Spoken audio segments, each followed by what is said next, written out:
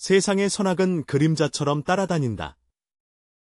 어떤 사람은 하루에 한 가지 선행을 하면 덕을 쌓을 수 있다고 말하고, 어떤 사람은 악에는 반드시 악보가 있으니 경계해야 한다고 말합니다.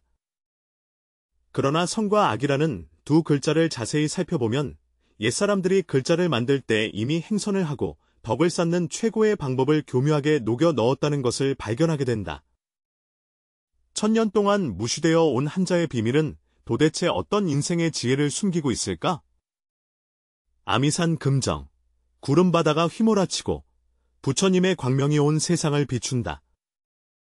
고찰 보국사 선방 안에서 해명 노스님이 한 젊은 여자 잿가불자를 위해 차를 우리고 있다. 이 여성은 소경이라는 이름을 가졌으며 성내가 자선재단의 책임자입니다.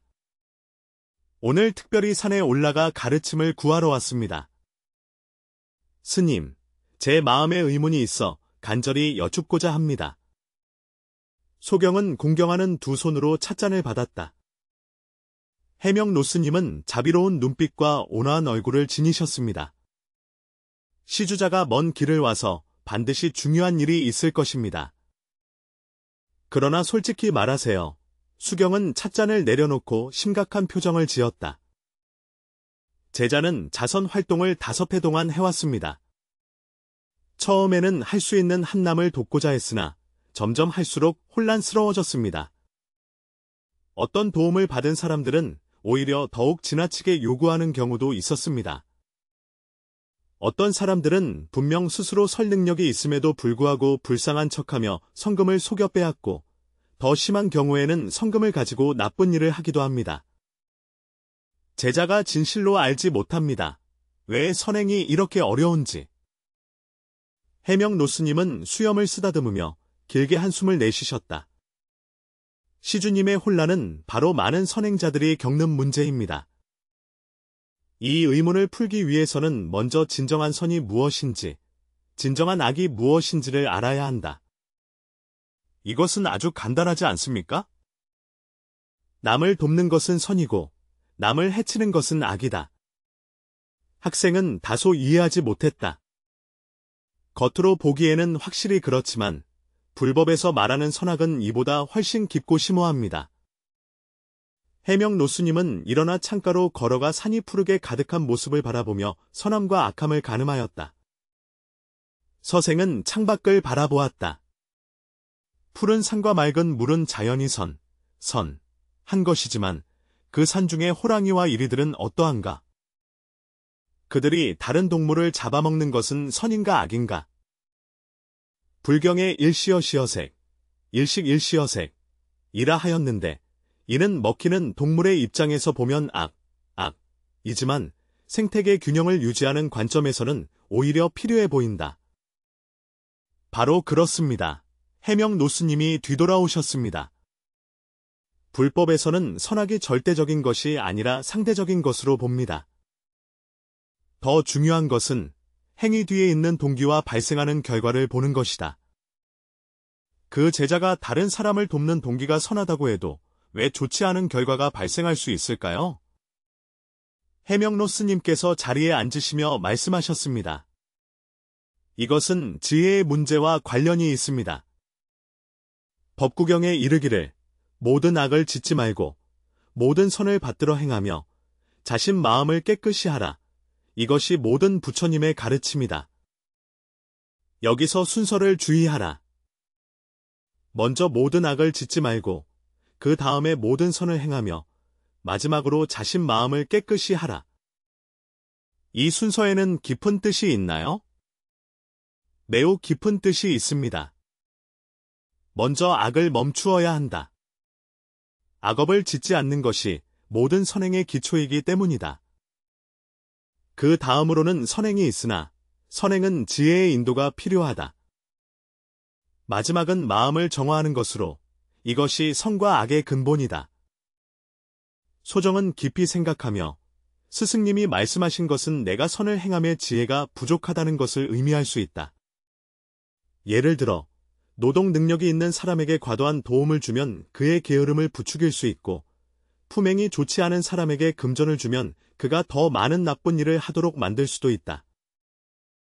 이러한 지혜가 없는 선을 불교에서는 어선, 우선이라고 부른다. 지혜로운 선이란 무엇인가? 해명 노스님께서 웃으며 말씀하시길, 진정한 선은 타인이 궁극적인 이익을 얻도록 도울 수 있어야 합니다. 남에게 어리석음을 받아들이는 것보다는 남에게 어리석음을 주는 것이 낫다는 이 이치를 너는 분명히 이해해야 한다. 소정은 고개를 끄덕이며 말했다. 이치야 이해하지만 실제로 실행하기에는 그 정도를 파악하기가 매우 어렵다. 이것은 수행이 필요하다.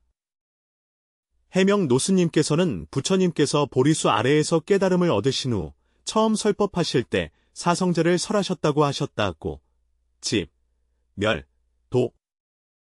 고통의 근원을 깨달아야만 중생들이 고통에서 벗어나 행복을 얻도록 진정으로 도울 수 있다. 고통의 근원은 무엇인가? 탐욕, 성냄, 어리석음 세 독이다.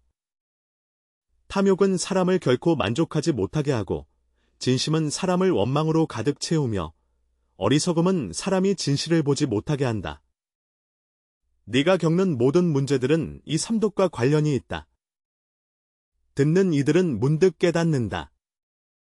욕심이 끝이 없는 자들은 탐욕 때문이며, 은혜를 원수로 갚는 자들은 진노 때문이고, 은혜를 알지 못하는 자들은 어리석음 때문이다.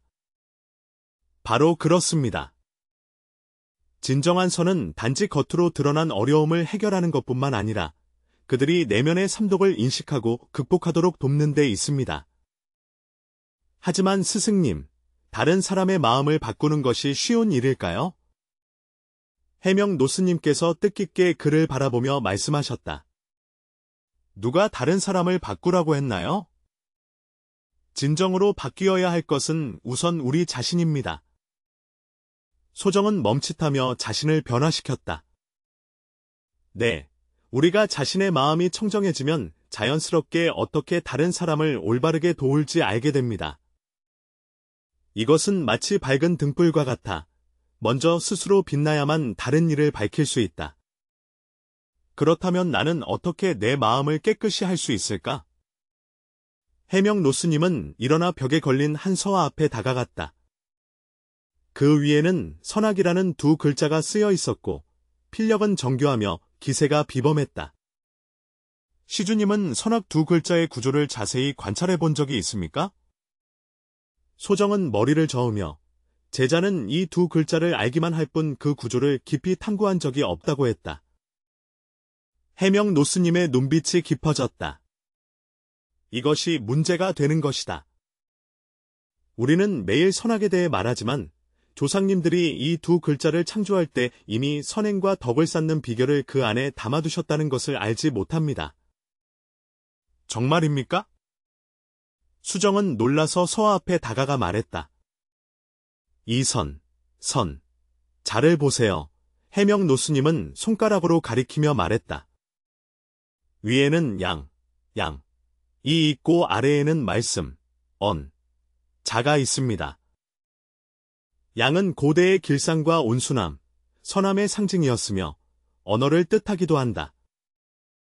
이 글자의 구성을 통해 우리는 진정한 먼저 양처럼 온화해야 하며 그 다음에는 바른 말로 표현되어야 함을 알 수 있다.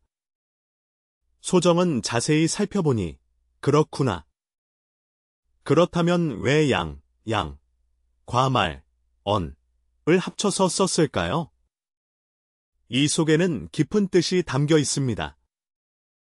양은 성품이 온순하여 다른 동물을 해치지 않으니 이것이 선함의 본질이며 해치지 않음이다. 언어는 인간이 생각을 표현하고 지혜를 전파하는 도구이다. 온화한 본성이 올바른 언어로 표현될 때 비로소 진정으로 타인에게 이익을 가져다 줄 수 있다. 스승님 말씀이 너무 옳으십니다. 소경은 흥분하며 말했다. 나는 이전에 물질적인 도움만 중시하고 말의 힘을 간과했다. 뿐만 아니라 해명 노스님께서는 계속해서 말씀하셨다. 양에게는 또 하나의 특징이 있다. 무리를 이루어 산다는 것이다. 이는 선행이 혼자만의 일이 아니며 모두가 함께 노력해야 함을 암시한다. 언어, 이언, 나는 글자를 나누어 보면 힘, 력, 과 즐거움, 악의 조합으로 서서 말해야 한다는 뜻이며 책임 있게 표현해야 한다는 의미이다. 불경을 찬탄하니 고대인의 지혜는 참으로 광대하고 심오하다. 다시 이 자를 보면 노스님께서 다른 한자를 가리키시는데 위에는 아래에는 이 있다. 이 구조는 훨씬 더 흥미롭습니다. 스승님께서 자세히 설명해 주시기를 바랍니다. 자는 고대의 차 등 구분이라는 의미를 가지고 있었습니다. 마음이 비뚤어지고 올바르게 바라보지 않으면 악의가 생겨난다. 이것은 악의 근원이 마음의 왜곡에 있음을 알려준다. 수보리께서는 만약 다소 생각이 있다면 악을 방지하기 위해서는 먼저 마음을 바르게 해야 한다고 하셨다. 바로 그렇습니다. 대학에서 말하길 자신의 몸을 닦고자 하는 자는 먼저 마음을 바르게 하여야 하며 마음이 바르면 몸도 바르고 마음이 그르면 행동도 그르다고 하였습니다. 모든 악행은 마음의 왜곡에서 비롯된다. 그럼 이 자는 다른 의미도 있나요? 해명 노스님께서 고개를 끄덕이셨다. 자의 고문자는 집의 뼈대를 형상화한 것이지만 비스듬히 기운 모습이다. 이는 악을 짓는 것이 기울어진 집과 같아서 언젠가는 반드시 무너지고 악을 행한 자는 결국 그로 인한 결과를 스스로 감당하게 된다는 것을 시사합니다.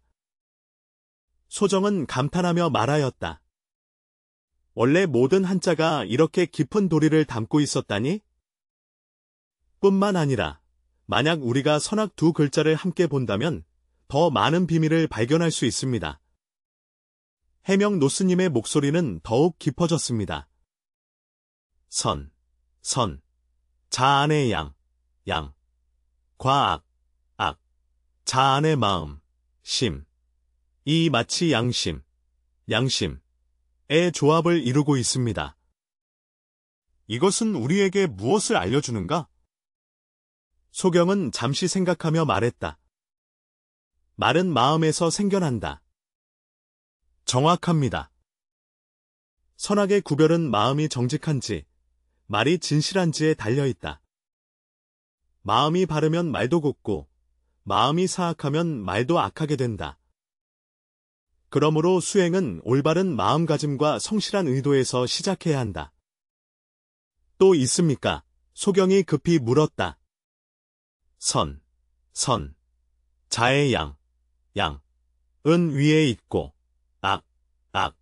자의 는 위에 있으며, 모두 마음,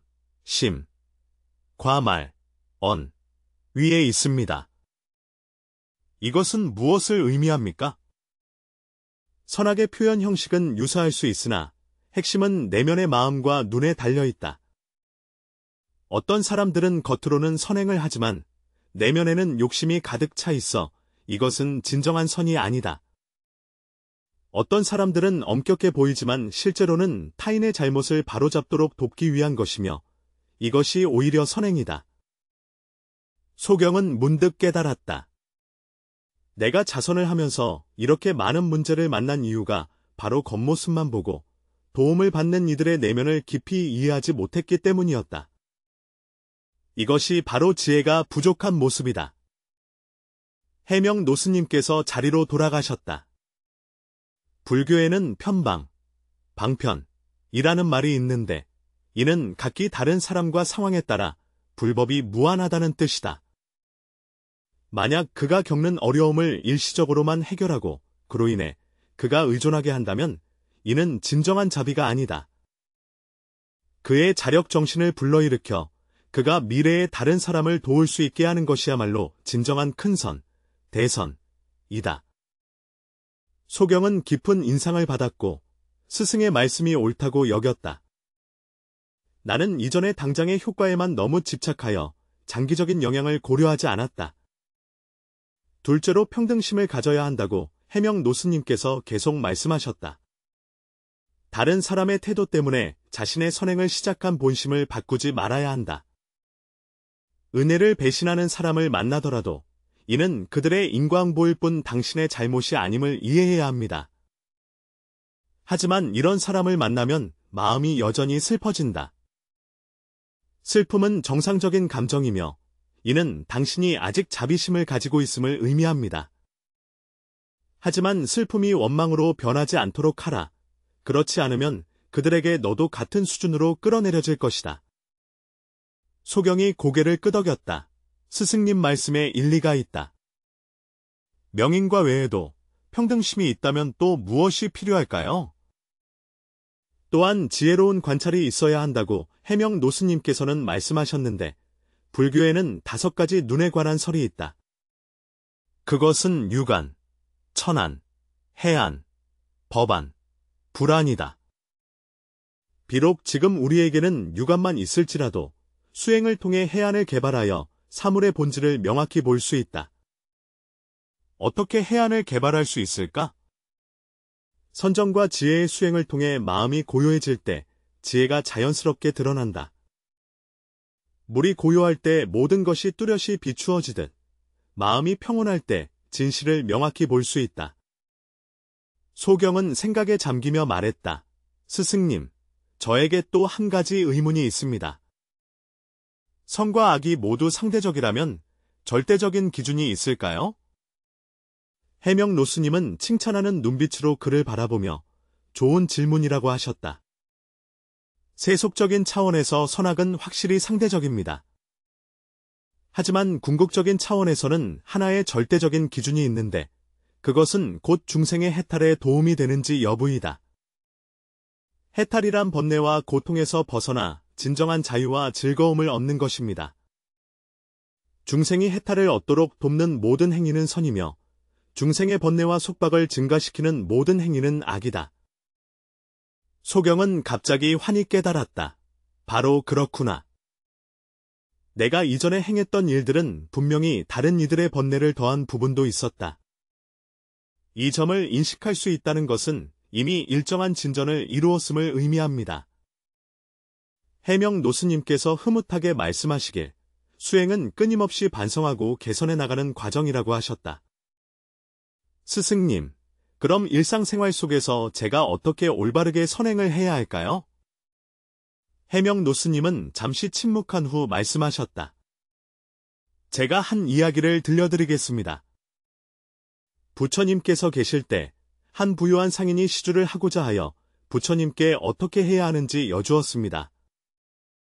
부처님께서는 그에게 보시에는 3가지 층위가 있다고 가르치셨으니 재물보시, 법보시, 무예보시이다.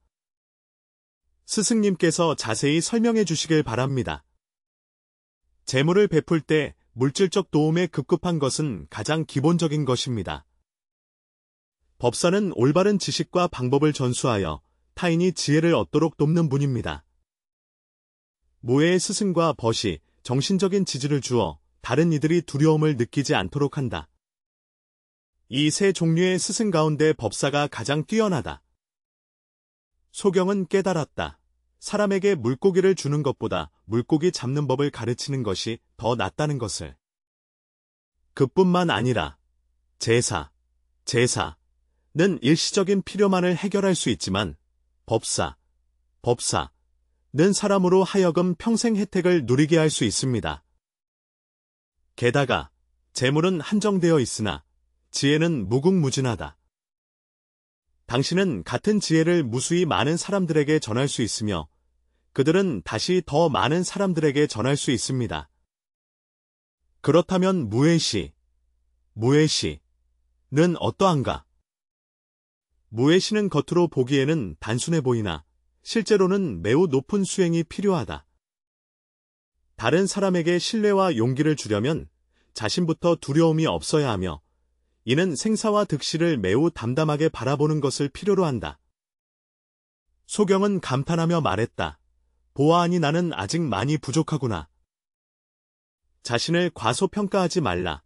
해명 노스님께서 격려하시길 수행은 한 걸음 한 걸음 나아가는 것이다. 당신은 이제 시중드는 역할을 하고 있으니 서서히 스승의 요소를 더해가도 좋습니다. 예를 들어 다른 사람을 돕는 동시에 그들에게 일부 생활 기술이나 올바른 인생관을 가르쳐 주는 것이다. 스승님 말씀대로 저는 재단에서 핵심 심리 상담 기술 교육 프로그램을 추가하기로 결정했습니다. 아주 좋지만 가장 중요한 것은 바로 당신 자신의 수행임을 기억해야 합니다. 자신의 마음이 청정해져야만 진정으로 타인을 도울 수 있다. 해명 노스님께서 일어나서 책장 앞으로 걸어가시더니 한 권의 육조단경을 꺼내어 당신에게 주셨습니다. 육조 해능 대사께서 말씀하셨다. 보리, 보제는 본래 나무가 없고 밝은 거울 역시 가 아니니 본래 한 물건도 없으니 어디에 먼지 티끌이 묻겠는가? 내 마음 본성이 본래 청정함을 깨달으면 외물에 번뇌되지 않는다. 소경은 경전을 공손히 받아들고 스승님께 가르침을 베풀어 주심에 감사를 표했다. 제자가 또 여쭙고자 합니다.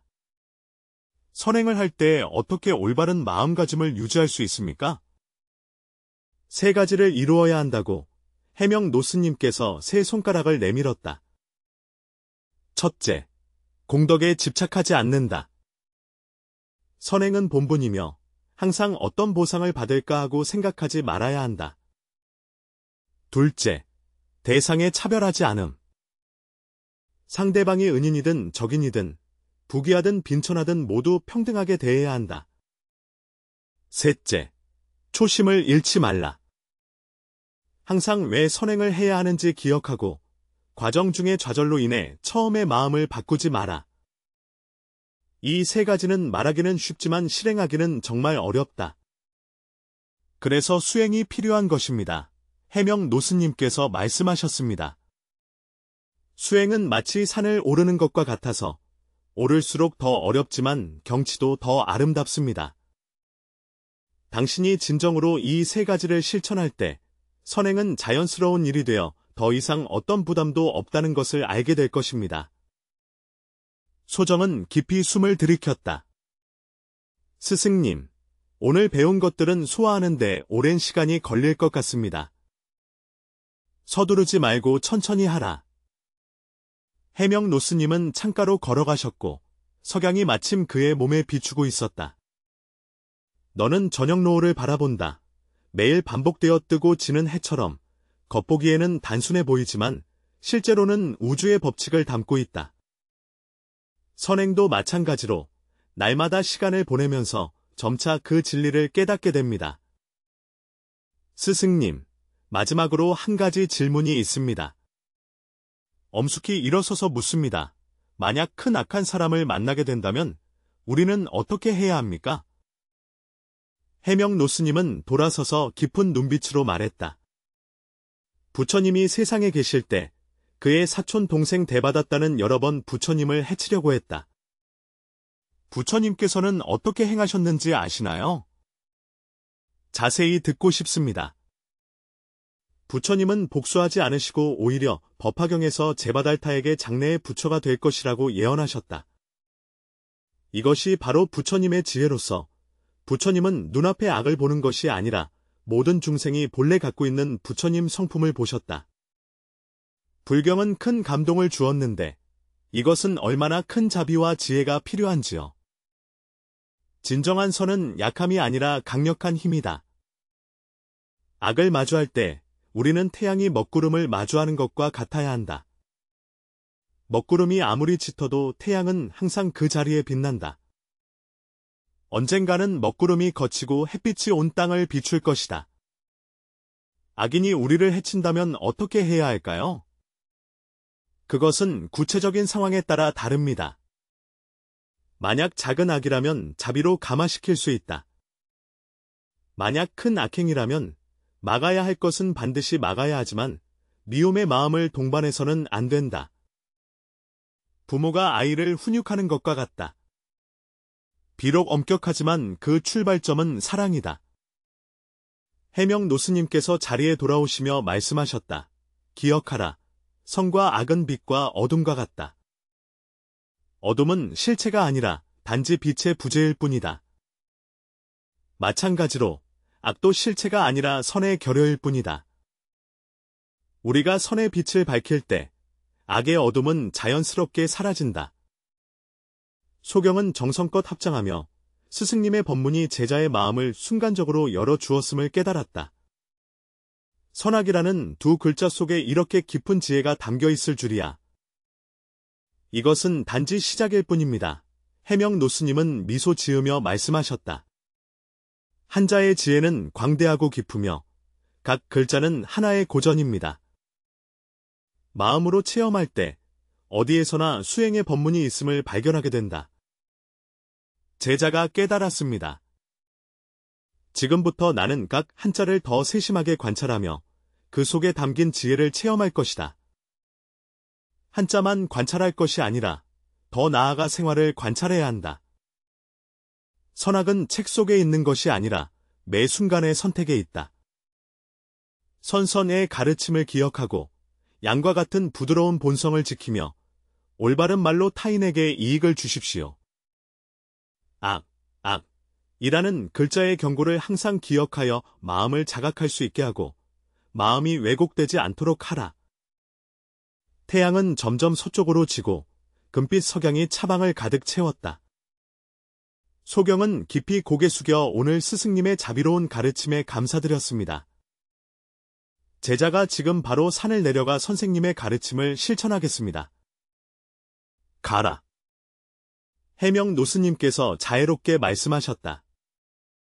기억하라. 진정한 수행은 산 위에 있는 것이 아니라 속세 가운데에 있다. 매번 선행은 수행이며 매번 선택은 시험이다. 선행의 길에서 지혜와 자비가 함께 나아가기를 기원한다. 소정은 육조단경을 들고 감사한 마음으로 선방을 떠나 산을 내려가는 길을 걸으며 해명 노스님의 말씀을 계속 되새겼다. 특히 선악 두 글자에 대한 해석을 깊이 생각했다. 그는 갑자기 깨달았다. 옛 조상들이 이미 한자를 통해 우리에게 선행과 덕을 쌓는 진리를 전해주었다는 것을. 선은 양처럼 온화해야 하며 올바른 언어 표현을 통해 드러나고 악은 마음의 왜곡에서 비롯되므로 항상 바른 마음을 유지해야 한다. 이것은 단순한 문자 지혜가 아니라 인생의 지침이다. 달빛이 점점 떠오르고 산길은 희미하지만 소정의 마음은 전례 없이 맑고 밝았다. 그는 이제부터 자신의 자선의 길이 더욱 견고해질 것임을 알고 있다. 왜냐하면 그는 진정한 선이 무엇인지 깨달았을 뿐만 아니라 지혜롭게 선행하는 방법도 알게 되었기 때문이다. 그가 한때 괴로워했던 문제들은 이제 모두 해답을 얻었다. 탐욕이 끝없는 사람들에게 그는 지혜로서 인도할 것이다. 은혜를 원수로 갚는 사람에 대해서 그는 자비와 포용으로 대할 것이다. 진정으로 도움이 필요한 사람에게 그는 가장 적절한 지원을 제공할 것이다. 이는 한자의 지혜이자 불법의 지혜이기도 합니다. 우리가 선악의 본질을 진정으로 이해하게 되면 이 복잡한 세상 속에서 올바른 인생의 방향을 찾을 수 있습니다. 선행은 더 이상 짐이 아니라 깨달음의 표현이다. 덕을 쌓는 것은 더 이상 의도적인 행위가 아니라 하나의 의식이다. 오히려 자연스러운 발로이다. 해명 노스님께서 말씀하셨듯이 모든 한자는 한편의 경전이며 모든 순간이 수행입니다. 우리가 지혜의 눈으로 세상을 바라볼 때 선과 악은 본래 둘이 아니며 모든 것이 새로운 나타남임을 알게 된다. 이 마음을 잘 닦으면 선은 자연스럽게 흘러나오고 악은 자연스럽게 멈추며 인생은 자연히 완전해진다.